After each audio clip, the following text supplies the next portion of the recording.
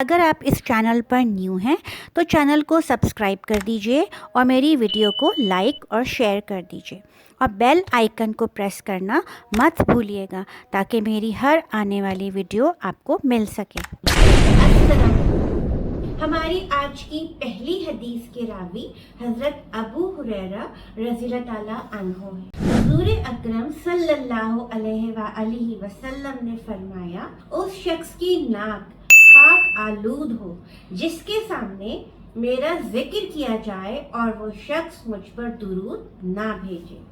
اور اس شخص کی بھی ناک خاک آلود ہو جس کی زندگی میں رمضان کا مہینہ آیا اور اس کی مغفرت کروائے ہوئے بغیر گزر گیا، اور اس شخص کی بھی ناک خاک آلود ہو جس نے اپنے ماں باپ کو بڑھاپے میں پایا ہو اور وہ ان دونوں یا ان میں سے کسی ایک کی خدمت کر کے یا حسن سلوک کر کے جنت کا مستحق نہ ہو سکا ہو۔ جیسا کہ ہم سب جانتے ہیں کہ ہمارے پیارے نبی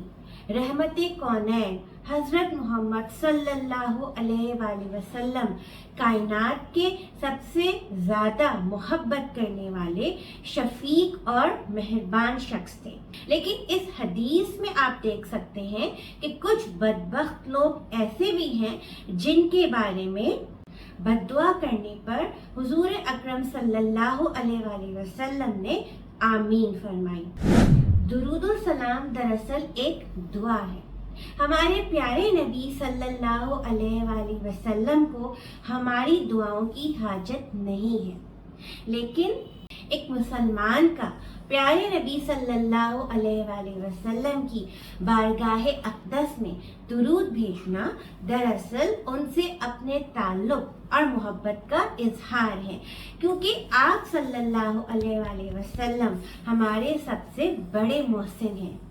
اگر آپ کسی ایسی محفل میں شریک ہیں جہاں حضور پاک کا ذکر بار بار آ رہا ہو تو ایک دفعہ درود پاک پڑھ لینا کافی ہوتا ہے۔ ہر مرتبہ نام آنے پر درود شریف پڑھنے کی حاجت نہیں، یا مختصراً صلی اللہ علیہ وآلہ وسلم بھی پڑھا جا سکتا ہے۔ رمضان المبارک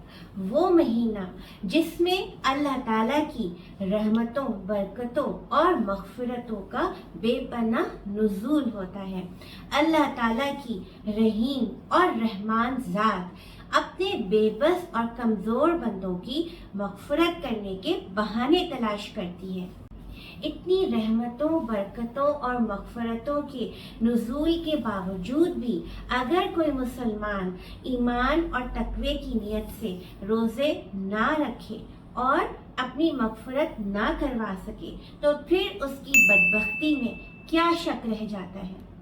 دین اسلام میں والدین سے حسن سلوک، ان کا عزت و احترام، ان سے محبت اور ان کی خدمت پر بہت زور دیا گیا ہے۔ قرآن پاک میں بھی بے شمار مقامات پر اللہ تعالیٰ نے جہاں اپنی اطاعت اور بندگی کا حکم دیا ہے، اس کے ساتھ ساتھ ہی والدین کی اطاعت، فرما برداری، خدمت اور حسن سلوک کا بھی حکم فرمایا ہے۔ غور طلب بات یہ ہے کہ قرآن پاک اور احادیث میں تقریباً ہر مقام پر والدین کے بڑھاپے میں والدین کے ساتھ حسن سلوک، ان کی خدمت اور دلجوئی کا حکم دیا گیا ہے، کیونکہ بڑھاپا ایک ایسا ٹائم ہوتا ہے جس میں اکثر لوگ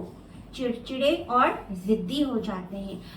اب کچھ لوگ تو بڑھاپے کی حالت میں بالکل بچوں کی طرح بیہیو کرنے لگتے ہیں۔ اس موقع پر اگر والدین کی دلجوئی کی جائے، ان کی خدمت اور اطاعت کی جائے اور ان سے حسن سلوک کیا جائے تو یہ عمل نہ صرف بے انتہا اجر و ثواب کا باعث ہوتا ہے بلکہ جنت کی ضمانت بن جاتا ہے۔ ہماری آج کی دوسری حدیث کے راوی بھی حضرت ابو ہریرہ رضی اللہ تعالیٰ عنہ ہیں، جن کے مطابق حضور اکرم صلی اللہ علیہ وآلہ وسلم نے ارشاد فرمایا، قیامت کے دن اللہ تعالیٰ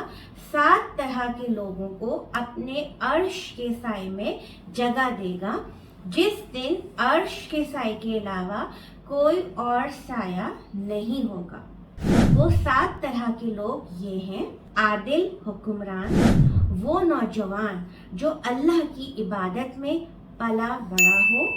وہ شخص جس کا دل مسجد سے نکلنے کے بعد واپس آنے تک مسجد میں ہی اٹکا رہے، وہ 2 اشخاص جو ایک دوسرے سے صرف اللہ کے لیے محبت کرتے ہوں، اسی پر ملتے ہوں اور اسی پر ایک دوسرے سے جدا ہوتے ہوں، وہ آدمی جس نے تنہائی میں اللہ تعالیٰ کو یاد کیا تو اس کی آنکھوں سے آنسو بہنے لگے، وہ آدمی جسے مال و دولت اور مرتبے والی خوبصورت عورت نے دعوت گناہ دی تو اس نے جواب میں کہا کہ میں اللہ رب العالمین سے ڈرتا ہوں، اور وہ آدمی جو صدقہ کرے تو اسے اتنا خفیہ رکھے کہ گویا اس کے الٹے ہاتھ کو بھی پتہ نہ چلے کہ سیدھے ہاتھ نے کیا خرچ کیا ہے۔ بے شمار احادیث سے روز قیامت کی سختیوں اور ہولناکیوں کا ذکر ثابت ہے۔ اس دن سورج کی تپش اتنی زیادہ ہوگی کہ لوگ اپنے پسینے میں ڈوب رہے ہوں گے، لیکن اس موقع پر اللہ تعالیٰ اپنے کچھ خاص بندوں پر نظر عنایت فرمائے گا، جن 7 بندوں کی ڈیٹیل یا لسٹ اس حدیث میں بیان فرمائی گئی ہے۔ عادل حکمران یعنی وہ حکمران جو اپنی رعایا کے ساتھ انصاف کرے اور ان کے ساتھ کوئی ظلم اور ناانصافی نہ ہونے دے۔ جتنی بڑی یہ ذمہ داری ہے اتنا ہی بڑا اس کا مرتبہ رکھا گیا ہے۔ اس کے بعد اگر ہم غور کریں تو اس حدیث میں ان لوگوں کی فضیلت بیان کی گئی ہے جو اپنی نیتوں کو خالص کر کے محض اللہ تعالیٰ کے ڈر اور خوف سے تقوی اختیار کرتے ہیں، ریاکاری، خود نمائی اور شہرت کے حصول کے لیے نہیں بلکہ صرف اللہ تعالیٰ کی رضا اور خوشنودی کی خاطر تعلقات استوار کرتے ہیں، رشتے نبھاتے ہیں، نیک اعمال سر انجام دیتے ہیں۔ اس کے علاوہ اس حدیث میں نوجوانی کی عمر میں عبادت کرنے کی فضیلت اور مرتبہ بتایا گیا ہے۔ زیادہ تر لوگ یہ سمجھتے ہیں کہ عبادت کرنا، پاک بازی اختیار کرنا یہ صرف بڑھاپے کے اعمال ہیں، جوانی میں تو جو چاہے کر لو، یہ ساری نیکیاں تو ہم بڑھاپے کی عمر میں کریں، حالانکہ یہ بات درست نہیں ہے۔ جوانی کی عمر میں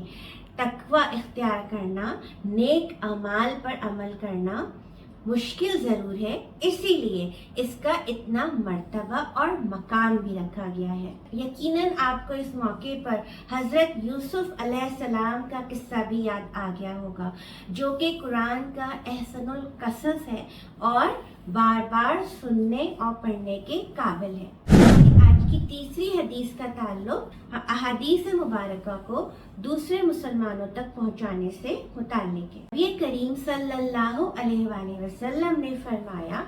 میری امت میں سے جو شخص 40 احادیث حفظ کرے جن سے امت فائدہ اٹھائے، اللہ تعالیٰ اسے روز قیامت فقیہ و عالم کی حالت میں اٹھائے گا۔ حفظ سے مراد احادیث کو زبانی یاد کرنا ضروری نہیں، بلکہ ان کو کسی بھی صورت میں تحریر کر کے، نقل کر کے، ریکارڈ کر کے، ویڈیو بنا کر کسی بھی صورت میں دوسرے عام مسلمانوں تک پہنچانا ہے، تاکہ مسلمان ان کو پڑھ کر، دیکھ کر یا سن کر اپنی اصلاح کر سکیں۔ ہماری 40 احادیث کی کاوش بھی اسی حدیث کے ضمن میں ہے۔ اللہ تعالیٰ سے دعا ہے کہ ہماری اس حقیر سی کوشش کو اپنی بارگاہ میں قبول فرمائے اور روز قیامت اس کو ہماری مغفرت اور نجات کا ذریعہ بنا دے۔ آمین۔